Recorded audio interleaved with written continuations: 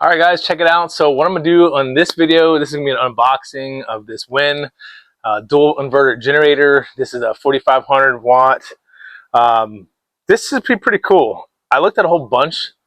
You know, I've been actually trying to get one of these for, gosh, it's probably been like a year. And all the ones I wanted to get originally, they didn't have in stock, which I'm so glad I didn't get those, because when I came across this one, whew, man, this was like everything that I wanted for literally a couple hundreds of dollars less, maybe even more than that. So, I mean, this comes with, you know, it basically is able to run on gas and propane. For me, that was something I had to have. So we're going to do an unboxing, and I'll show you guys what it looks like. And I have no idea, have not done this, and we will definitely see how it runs, and I'm looking forward to it. All right.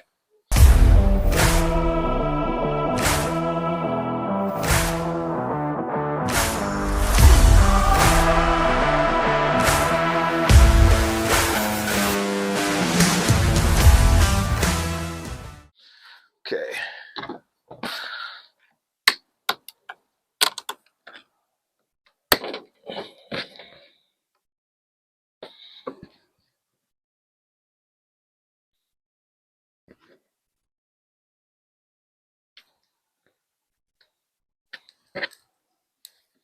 Well, this cutter's seen better days. That's all right.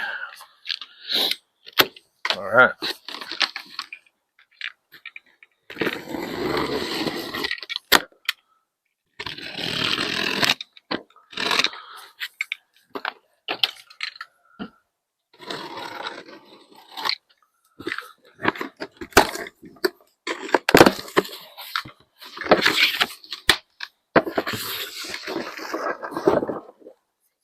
All right, let's see what we got in this box.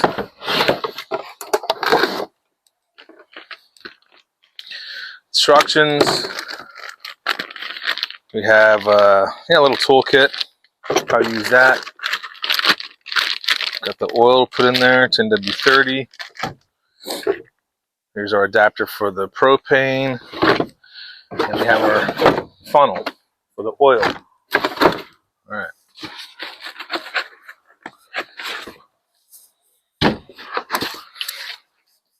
I mean, so far, I mean, it looks like it was packaged pretty good, so I don't think we'll have any damage to it. That's always a plus.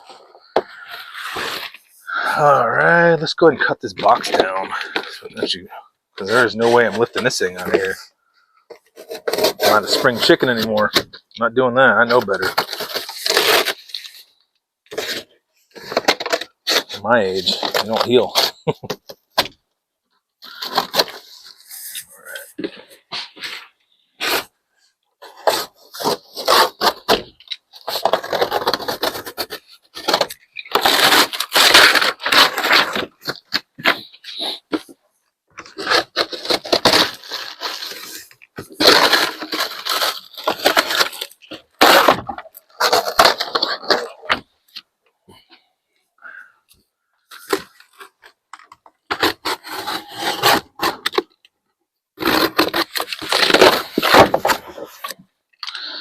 All right.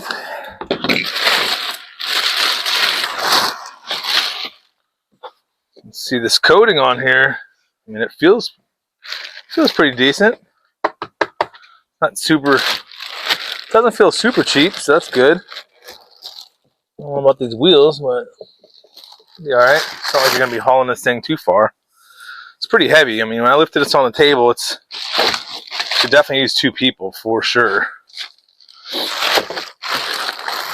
All right, well, remove access for the oil filter. All right, so we got a screwdriver. I already have one handy, so I'm using mine. I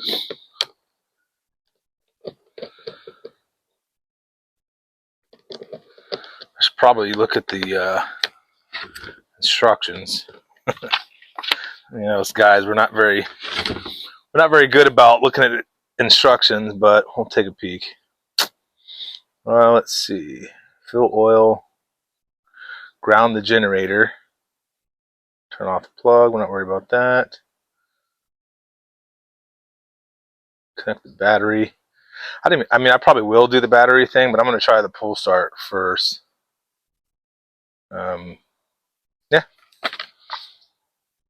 All right, whatever.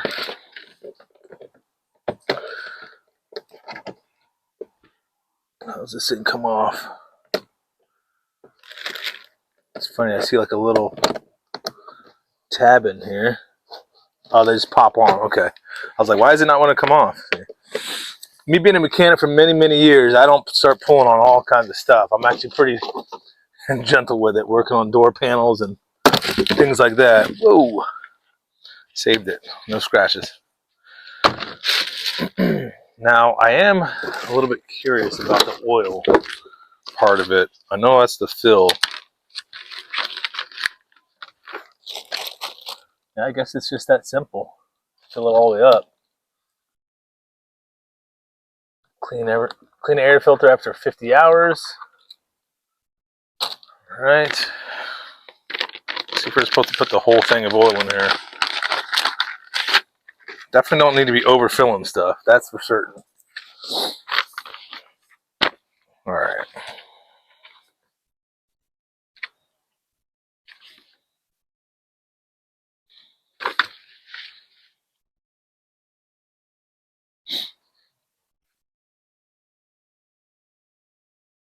A lot of the stuff is wiring diagram, transport and storage, maintenance. Try to find the oil. Okay, so upper limit, lower limit on a dipstick. That's pretty normal. So basically, you have this line right here for the upper level, down here the lower level. So in most cases, you want to be at the high level or in between. Let's see how much oil it takes. Okay, so adding oil. Oil levels always be checked before every use. That is smart to do. The oil capacity in the generator engine is 20.3 fluid ounces. How much do we have in here? Or 0.6 liters, it says. All right, so this is stating 20.3. So apparently we're going to dump this whole thing in there. It says right here, do not overfill. That's the truth. All right, well, I'm on a pretty level surface for the most part. Yeah, it's pretty level, so we'll just fill it up most of the way, and I'm going to take a peek and see actually how much oil is in there right now, and then that'll determine if we're going to dump the whole thing in or not. All right, see, this little funnel works pretty good, it seems like. Let's get this out of the way just in case I spill any oil. There's no paper everywhere. What is this? Important notice. Okay.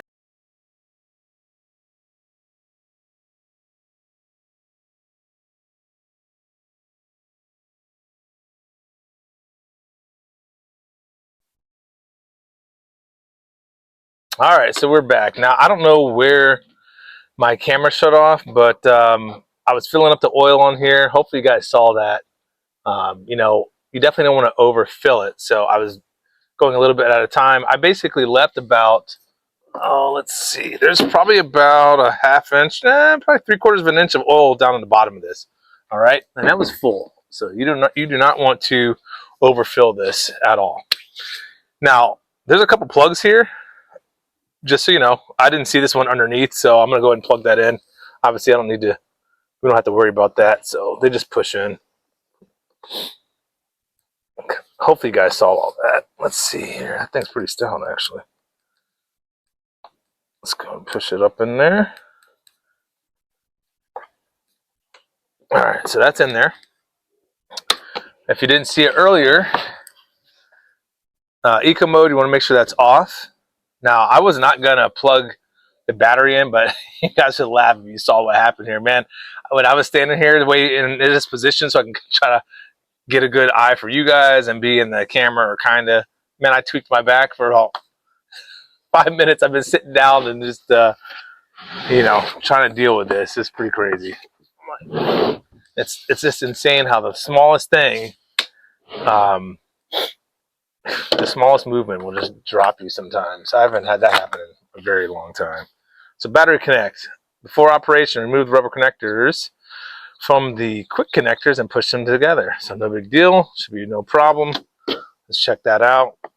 Like I said, originally I was going to just do a pull start on it, but because I just jacked my back up, I'm going to just cool it for a little bit and try to put all my pressure on everything but my back. So I put my elbow on the table. I'm like, I'm messed up right now. That hurt pretty good. So but we'll go ahead and give this a whirl and we'll see what's happening. I brought my propane tank over too. You know, just like any other thing, they're not going to give you a lot of room to maneuver. I'm used to that from being a mechanic for years. Again, I don't do that stuff anymore. My butt sits on a computer all day long and goes out and do other stuff. So I don't think that this thing's going to completely go all the way down, which is kind of weird, but let's find out. Yeah, no, that's a lot of pressure. All right.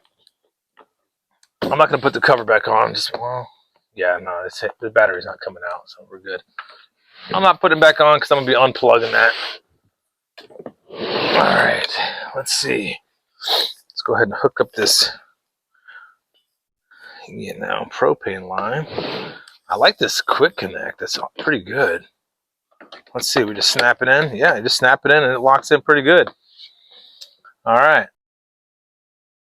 All right, so I lost my audio, so I'm going to do a voiceover on this one. But those two plugs right there I'm looking at, that's your parallel connection for if you were to have a second unit, so you can run like, 50 amp on that.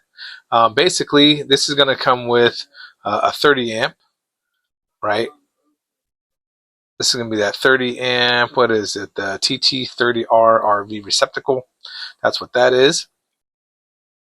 Of course, you're going to come with the 120 volt receptacles that are going to be these right here, the standard plug, got to have those. Right here, you do have your USB. Those are 5 volt USB ports. Right there is your 12 volt DC receptacle. But yeah, this thing is pretty phenomenal. All right. Now, just so you know, this thing is rated for 4,800 watts. That's your surge watts on gasoline with a standard of, 4,000 rated watts. Again, this is on gasoline. Now on propane, you're at 4,320 surge watts and 3,600 rated. Now on the website, by the way, they have 4,000 rated. I'm pretty sure that's a typo. This thing does have a CO2 shutdown sensor, 224cc engine, runs at 62 decibels, and we shall see how that works here coming up. All right, what else do we need for starting up? Let's take a look. Okay, so we're going to turn the gas on, and it says turn the 4-in-1 switch to choke. All right, that's going to be right here. So we're going to move this all the way over to choke. It said gently pull the recoil 3 to 5 times to prime it. Great. I do have to pull it no matter what. Let me go ahead and get positioned because, man, I jacked myself up. All right, so 1, 2, 3, 4, 5. Okay. Whew. Now, let's see if you guys can see that. All right. Okay. So we primed it. Slowly turn the 4-in-1 switch to run. Slowly. I don't know what's up with that, but that's all right. Electric start. Press the start button. Quickly pull the start recoil of the engine. Oh, that's for manual start. All right, so we're not doing that. Oh my gosh, I jacked my back up. Okay, let's give it a whirl. Start button.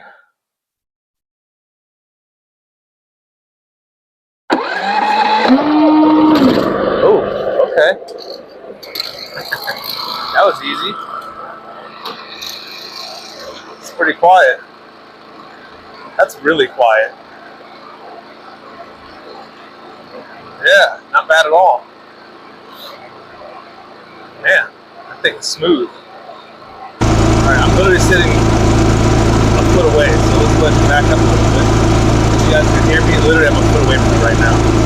You hear my voice. It's quiet. Alright, so now I'm about 4 feet away. That is pretty quiet. Walk about 10 feet away.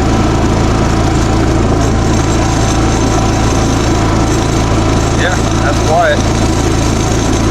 Vibrate my cable, but that's pretty normal. Alright, well there you have it. Let's go ahead and shut this off.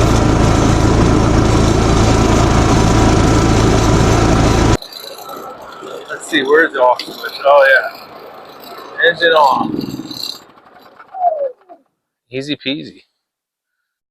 Oh, that was pretty amazing, actually. It's even more quiet than I anticipated.